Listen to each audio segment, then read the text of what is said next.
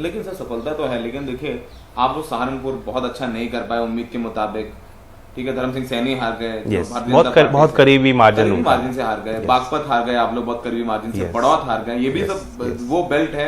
गाजियाबाद आप हार गए, नोएडा आप हार गए, बुलंदशहर में आपने एक सीट नहीं जीती, ब्रज में आप लोग पूरी तरीके से साफ हो गए, बुलंदशहर नहीं जीते, आगरा नहीं जीते, हाथरस में आपको 2 सीटें मिली। लेकिन इस क्षेत्र में भी आप कहीं कहीं जहां लग रहा था कि 2 या 3 सीटें आ जाएंगी, बिल्कुल आप लोग जीरो हो गए। ये सारे जिले गोल हो गए, गाजियाबाद से ऊपर आप जाके देखें आगरा तक, और बल्कि लखीमपुर खीरी और तेराई के रीजन में भी जो नतीजे आने चाहिए थे, जहां किसान आंदोलन तो आपने बोला कि ध्रुवीकरण की कोशिश, भले ही मुजफ्फरनगर शामली में वो असर ना दिखा हो, लेकिन उसका जो प्रभाव है वो लग रहा है कि भारतीय जनता पार्टी ने वो काम कर लिया। जो सारे कैंपेन हुआ, चाहे वो हिजाब की बात हो या गर्मी की बात हो या जिन्ना और तमाम चीजें जो निकाली गई, भले ही 2-3 सीटों की आप बात करें जहां पर आपने अच्छा किया, उन सीटों के बारे में बताइए जैन जी जहां पर आप अच्छा नहीं कर। हम विश्लेषण कर रहे हैं।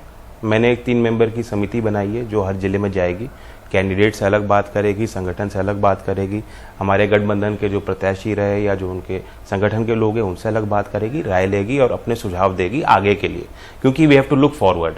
जैन जी, ये बड़ा चर्चा हो रही थी और हम लोग भी डेटा एनालाइज कर रहे थे। लोग ये कह रहे थे कि नहीं, जाटों ने आरएलडी को वोट नहीं दिया, जैन के साथ जाट गए नहीं, और डेटा है, हम चाहते वो आप बताएं, हम सुनना चाहते हैं। लेकिन एक परसेप्शन ये बना कि जैन का साथ नहीं दिया, जो जाट इतना इकट्ठा थे, लग रहा था किसान आंदोलन का जबरदस्त असर होगा।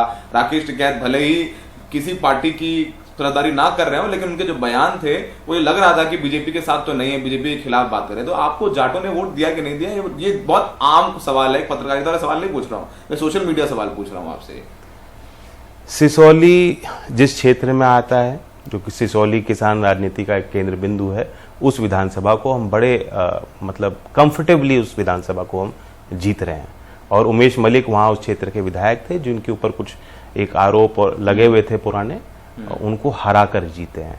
बाकी ये विश्लेषण किसी डेटा पे आधारित नहीं है। सच्चाई ये है कि जाति गणना हुई नहीं है। बैकवर्ड की गिनती ये लोग कैसे कर लेते हैं जब संख्या सरकार को नहीं मालूम कि जाट कितना है, गुजर कितना है, यादव कितना है। अब इसी मांग को लेके कैंपेन में भी हम लोग कहते आए कि जाति गणना होनी चाहिए। बिहार के भी कुछ राजनीतिक ताकतें इसकी मांग करती आई हैं, सामाजिक न्याय की जो भी मांग करते हैं देश भर में ताकतें, वो उसको कहती हैं कि इसकी जाति की गिनती तो हो। तो ये एक सर्वे है, और इस सर्वे को लोग फिर ऐसा कोट करते हैं जैसे ये कोई आधिकारिक सूचना हो।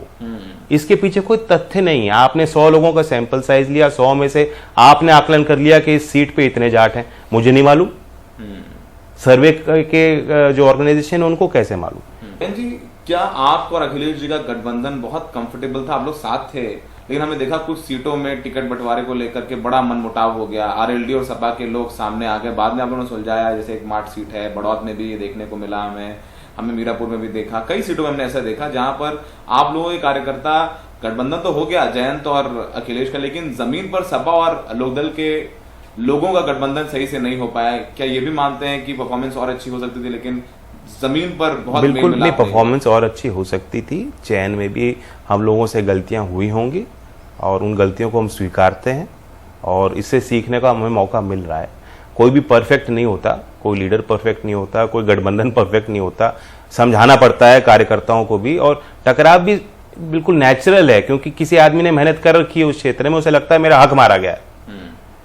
और सब लोग हमारे यहाँ मतलब मूवमेंट से भी जुड़े लोग हैं, लोग सिद्धांतिक रूप से, वैचारिक रूप से हमारे साथ हैं, लेकिन उनकी एक व्यक्तिगत आस्था भी है, उनका खुद का पर्सनल एम्बिशन भी है।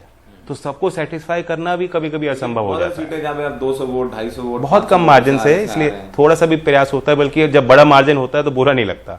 कम मार्जिन होता है तो आदमी सोचता है मैं एक मोहल्ला और कवर कर लेता तो शायद जीत जाता। अच्छा, तो चुनाव के बाद अखिलेश यादव से बात हुई जयंत चौधरी की? हाँ, बात हुई। तो हम देखेंगे कि लोकसभा में भी जो भाईचारा अखिलेश यादव जयंत चौधरी का, आरएलडी और सपा का है, क्या लोकसभा चुनाव आप लोग साथ लड़ेंगे? बिल्कुल, लोकसभा के चुनाव में, क्योंकि ये एक अलग चुनाव है और अलग फैक्टर्स को लेके हमें चलना पड़ेगा और नए समीकरण भी हमें बैठाने पड़ेंगे। तो अभी से हमें लगना है, और अभी से और भी जो लोग, जो ऐसी ताकतें हैं जो जमीन में काम कर रही हैं, उनको भी जोड़ने का प्रयास हमें करना चाहिए।